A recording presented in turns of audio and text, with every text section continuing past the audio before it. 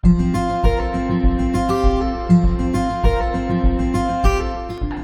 adalah milenial juga harus invest properti. Oke. Pertanyaan pertama, Pak, bagaimana cara untuk memulai invest di bidang properti khususnya bagi anak-anak milenial yang uangnya bisa dikategorikan pas-pasan, Pak? Iya. Kalian milenial bukan? Lumayan milenial. Milenial itu sebenarnya sampai umur berapa ya? 30 ya? Iya, 30, 32 gitu ya. Jadi masih milenial ya? Milenial, masih kategori milenial. Jadi pertanyaan tadi gimana? Bagaimana cara untuk memulai invest di bidang properti bagi milenial, Pak? Pertama, carilah orang kaya yang kolonial. Bagi anak perempuan. Yang sudah punya rumah gitu ya. Enggak. Jadi kita sarankan untuk, kalau biasanya praktisnya ya, nabung. Nah pasti orang bilang, aduh nabung kapan kekejarnya nih, gaji gua nggak cukup. Nah, pasti cukup sebetulnya. Karena selalu ada, jadi kembali lagi tekniknya bukan soal hukum, ini kan bukan soal hukum tapi lebih ke financial planning. Iya. Jadi harus ada tabungan, harus ada emergency fund, yaitu semua bisa ngikut di komunitas-komunitas untuk financial planning yang objektif. Tapi kalau saya bilang mulai dengan nabungnya itu jangan dalam bentuk uang saja, tapi terutama emas misalnya, karena emas itu tahan inflasi jangka panjang. Dengan catatan si emas itu beli hari ini jangan dijual 3 bulan lagi. Harusnya beli hari ini, dijualnya mungkin 5 tahun lagi, 4 tahun. Itu yang dijadikan DP. Itu saya belajar dari klien juga ya. Dari klien. Jadi mereka banyak yang rajin nabung, entah emas, entah uang, entah pasar uang sekarang apa ya, kayak obligasi gitu. Cuman itu kan kalau itu aman, obligasi aman ya.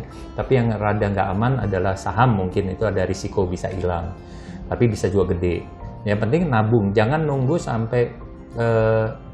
Jadi maksudnya gini, ada orang maunya beli tunai. Kalau saya nggak sarankan, kalau untuk rumah pertama KPR aja. Betul kan begitu? Betul. Karena kalau nunggu tunai, punya uang tunai, bayar tunai 200, 300 juta, 400 juta, kapan kebelinya gitu. Jadi itu jawabannya. Okay. Jadi kembali lagi memang harus, dan juga nggak perlu mikir, harus di daerah Bintaro, BSD, waduh udah nggak kebeli misalnya untuk yang milenial. Yang agak lebih jauh, tapi prospeknya akan bagus. Contohnya sepanjang rel kereta api kita ini. Dari Bintaro, Serpong sampai ke Maja, itu pasti daerah akan bagus. Akan bagus. Jadi kalau beli daerah sana, yang misalnya harganya sekarang 100 sampai 200 juta masih oke, asal developernya bagus, dekat stasiun. Menurut saya boleh dibelain lah gitu. Walaupun rasanya kok sekarang jauh banget, maunya dekat sini nggak bisa. Memang harus mulainya di sana. Nanti kalau sana naik 5 tahun lagi, itu bisa dijual buat uang muka di daerah yang lebih dekat atau yang lebih, misalnya kayak kita Bintaro, BSD gitu. Iya. Tipsnya nih Pak. Atau kamu sendiri udah mulai, kamu gantian, kamu cerita gimana kamu nyari rumahnya itu? Baru mau nyari sih Pak. Yeah. Cuma yang saya bingungkan adalah ketika saya sudah berhasil untuk menabung dana darurat saya, sudah tercapai dana darurat emergency saya, fund kamu. Emergency fund. Tapi saya punya ketertarikan untuk beli properti, Pak. Kebetulan di daerah Maja baru sekali developer mengembangkan perumahan tersebut, belum dibangun, bahkan baru akan dibangun. Fasilitasnya juga masih dikit, terus masih jauh dari mana-mana, tapi memang ada rel kereta api sih Pak. Bagus, rel kereta apinya double track lagi. Iya, double track. Nah, permasalahannya Pak, bagus nggak sih Pak kalau misalnya kita sebagai milenial itu menggunakan dana darurat untuk DP rumah Pak? Itu mestinya nanyanya ke ahli financial planner ya, jadi ahli perencana keuangan. Tapi kalau saya lihat, kalau kamu korbankan dana darurat semuanya, kalau ada apa-apa kamu deg-degan. Jadi kalau saya mungkin saya beraniin. Tapi ya kita tahu bahwa di dalam 5-6 bulan ke depan, karena harus kamu kejar lagi kan, padahal pada waktu kamu pakai dana darurat itu buat DP, habis itu kamu kekejar cicilan kan, KPR misalnya. Terus cara nabungnya ini gimana kan? Nah itu yang kadang-kadang jungkir balik. Tapi kalau nggak nekat dikit, nggak kebeli juga, nggak kekejar. Tapi kembali lagi, ini kan time to buy. Jadi waktu untuk beli, karena banyak orang juga akan jual. Sampai setahun ke depan ini banyak kredit yang juga mungkin orang nggak bisa lunasi. Jadi rumah-rumah kecil di pinggir-pinggir kota, di pinggir-pinggir, maksudnya di yang daerah-daerah yang saya sebut tadi, ya akan banyak aja. Jadi nggak perlu keburu-buru banget, tapi nggak boleh pakai uang tunai. Harus tetap dikumpulin si tabungan untuk uang muka itu, habis itu KPR. Kalau dana darurat itu risikonya gitu. Risikonya. Jadi terlalu ngoyo gitu. Kecuali ya itu kamu langsung merit dapat suami yang gajinya kebetulan bisa dikumpulin cukup buat uang muka. Nah, itu lebih ideal lagi. Bahkan yang sudah punya rumah. Bener nggak, Yul? Kalau misalnya nih ya Pak, contoh kita dalam situasi di mana milenial ini kan pasti baru lulus kuliah gitu kan Pak, baru merintis karirnya, mempunyai gaji yang UMR, idealnya berapa persen sih Pak untuk bayar KPR itu Pak? Aturan yang benar dari sisi financial planning juga sebenarnya bank nggak boleh lebih dari 1/3 income.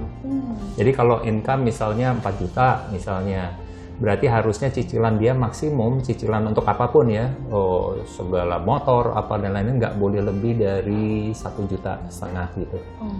Nanti kalau gajinya udah 5, 10, 20, 30, udah itu bisa sebetulnya separuhnya bisa. Atau dia merit sama orang yang gajinya misalnya 6 juta, jadi 4 tambah 6, 10, berarti kemampuan mereka berdua nyicil menjadi lebih besar kan.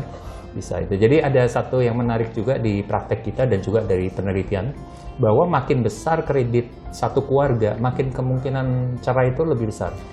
Jadi itu mesti hati-hati. Iya. Salah satu, karena orang ngoyo kan jadinya, dia tadi itu emosional ya. Emosional karena harus banyak utang, kekejar, belum lagi kalau ya jadi akhirnya ngoyo. Si suami kerja mesti keras, istri juga keras, udah nggak suka tetap harus kerja gitu loh. Jadi lebih baik jangan terlalu ngoyo, semua ada waktunya. Semua ada waktunya.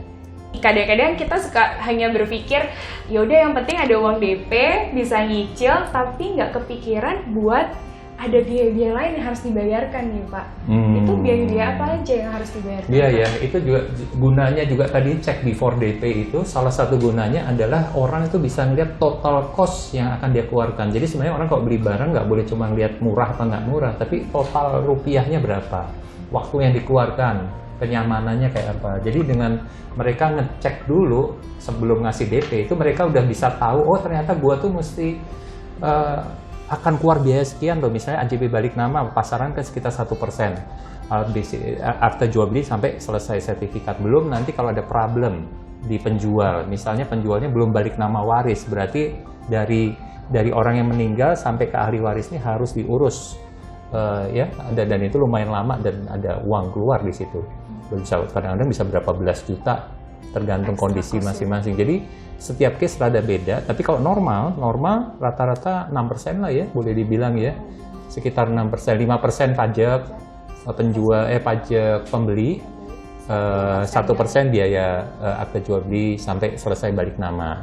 Di luar biaya ada plus-plus lain. Nah, plus-plusnya itu yang biasanya kita setelah meeting awal tadi baru kita kasih penawaran yang jelas karena dokumennya udah kelihatan. Gitu. Tapi total cost kalau saya bilang lebih baik cadangkan sekitar 6% sampai 7%. Apalagi kalau dia pakai bank, harus nanya sama bank. Berapa persen berapa, ya? Apalagi nih mesti bayar ke bank. Biasanya bank kan nge-charge 1% provisi, administrasi kredit sekitar 500.000. Asuransi. Belum asuransi, belum apa, bisa kaget tuh. Padahal DP udah nyemplung. Nah, jadi sebetulnya pas dicek before DP kita bisa ngasih bayangan. Oke, selamat ini ya berinvestasi. Jangan takut, mulai dari yang kecil.